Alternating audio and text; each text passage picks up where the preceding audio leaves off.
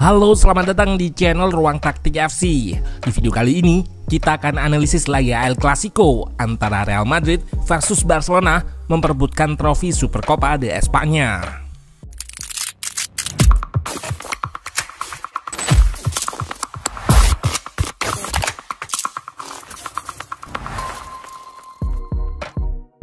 Real Madrid berhasil meraih gelar Supercopa ke-12-nya. Gelar ini semakin spesial karena El Real mampu mengalahkan musuh bebuyutannya, Barcelona, dengan skor telak 4-1. Vinicius menjadi bintang lapangan dengan hat-trick yang ia cetak di babak pertama. Kunci dari keberhasilan Madrid mengalahkan Barcelona adalah permainan efektif saat mereka menguasai bola.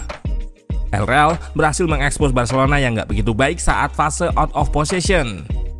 Dengan serangan vertikal dan cepat, mereka bisa jebol gawang Peña 2 kali. Solidnya pertahanan Madrid juga menjadi faktor lain bagaimana tim asuhan Ancelotti ini bisa mengandaskan Barcelona. Nah, penasaran dengan jalannya laga dari segi taktikal? Let's go, kita bahas sama-sama. Di atas kertas, Real Madrid menggunakan formasi 4-4-2. Dibandingkan laga semifinal melawan Atleti, hanya ada 2 perubahan yang dilakukan oleh Ancelotti pada susunan starternya, yaitu Toni Kroos yang menggantikan Modric dan Lunin gantikan Kepa. Selebihnya masih sama, seperti Rudiger dan Nacho di pos center back, Tchouaméni, Valverde dan Bellingham di tengah, serta duet Vini dan Rodrigo sebagai false nine di depan. Di kubu Barcelona, Xavi menggunakan formasi 4-2-3-1. Di belakang, Araujo diplot sebagai bek kanan untuk secara khusus menjaga Vinicius Junior. Gundogan dan Frenkie de Jong sebagai double pivot. Di depannya ada Pedri di posisi nomor 10 dan Sergio Roberto serta Ferran Torres sebagai winger yang mengapit Robert Lewandowski. Hadirnya Toni Kroos sebagai metronom memberikan efek positif terutama di fase on possession atau saat menguasai bola. Dengan kemampuan distribusi bolanya, Kroos bikin build up Madrid lebih lancar. Seperti yang terlihat di klip ini, ia menjadi pemain yang akan melakukan umpan diagonal ke kiri dan ke kanan untuk keluar dari pressing Barca dan ubah arah serangan ke area yang kosong. Saat bangun serangan, Kroos akan drop atau turun di lini pertama build up Madrid, menempatkan dirinya di antara 2 center back yang stretch atau melebar. Dengan mekanisme ini, 2 fullback Madrid yaitu Mendy di kiri dan Carvajal di kanan bisa lebih naik untuk membantu fase menyerang. Peran dan playing style Kroos sebagai metronom di lini tengah Madrid pernah Ruang Taktik bahas secara mendetail di video ini. Positioning Kroos yang drop tadi berefek pada fase attacking. Mereka bisa melakukan serangan melalui sisi sayap lewat 2 fullback yang naik tadi. Di sisi kiri, Vini yang dijaga oleh Araujo akan masuk ke half space untuk menariknya mengikuti dan buka ruang di koridor sayap untuk diekspos oleh Ferland Mendy. Di sisi kanan, Carvajal seringkali melakukan kombinasi atau link up dengan Rodrigo.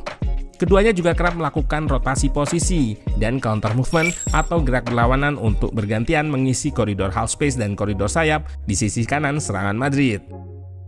Di video sebelumnya juga, Ruang Taktik membahas bahwa Ancelotti menggunakan pendekatan fungsional play pada saat fase on possession, yang mana pendekatan ini nggak menjadikan pemain Madrid terikat oleh posisi dan akan sering terjadi rotasi berdasarkan fungsi yang menjadikan pergerakan antar pemain Madrid lebih dinamis.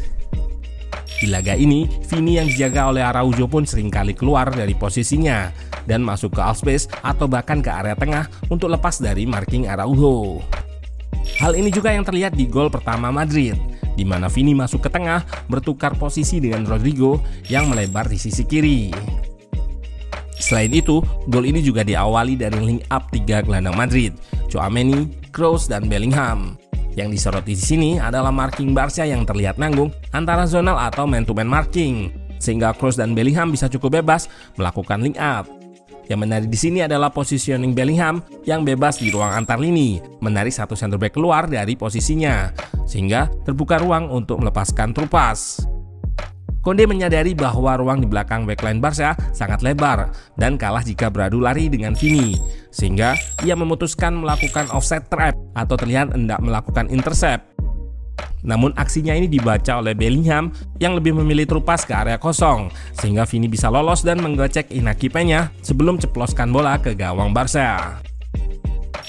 Dan nggak berselang lama, Madrid mencetak gol kedua dengan proses yang hampir sama. Terlihat pergerakan Rodrigo yang melakukan lari melingkar untuk menghindari offside sebelum menerima trupas dari Carvajal. Pada laga ini, Barca menerapkan garis pertahanan tinggi, namun nggak dibarengi dengan high press yang intensif, sehingga menjadi sasaran empuk bagi dua penyerang Madrid, Rodrigo dan Vini, yang memiliki kecepatan di atas bek-bek Barca.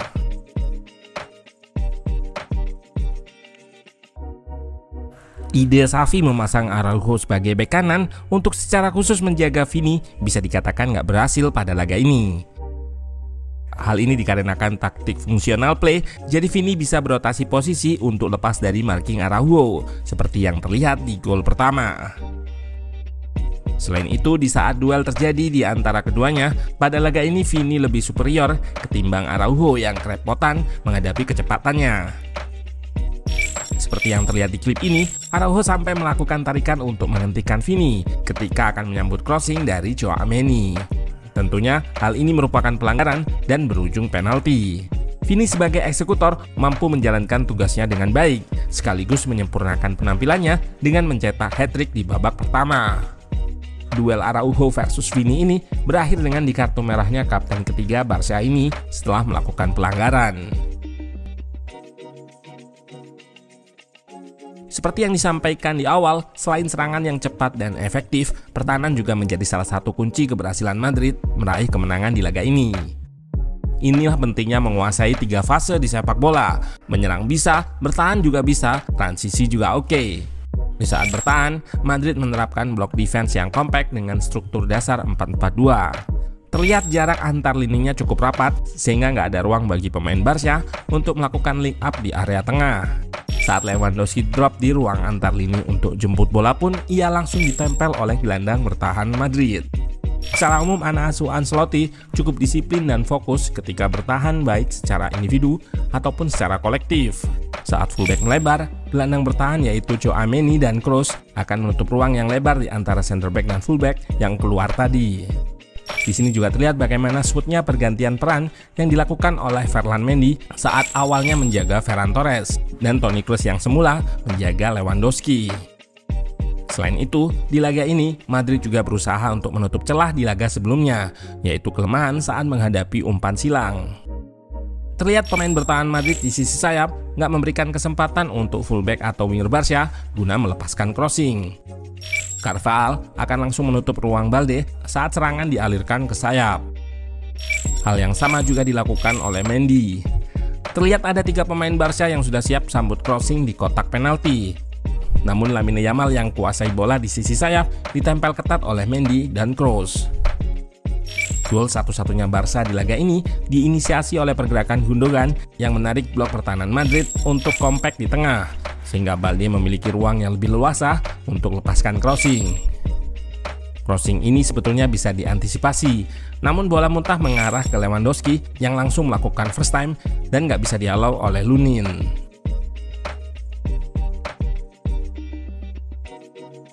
Dengan kondisi yang sudah unggul, di babak kedua Madrid lebih menerapkan defense counter, mengandalkan kecepatan dan kepekaan pemain-pemainnya dalam mengekspos ruang kosong.